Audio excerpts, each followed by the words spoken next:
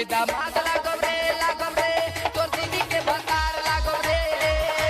तोर माई के दामाद लागब रे तोर दीदी के भतार लागब रे আমার বেদানার গাছে তেনু তান কুড়ি আসছে তার উপরে চ্যাংড়া ছোড়া নজর পড়েছে বেদানার গাছে তেনু তান কুড়ি আসছে তার উপরে চ্যাংড়া ছোড়া নজর পড়েছে বেদানা ফাইটে যাবে রে বেশি পাইকে গেলে বেদানা ফাইটে যাবে রে বেশি পাইকে গেলে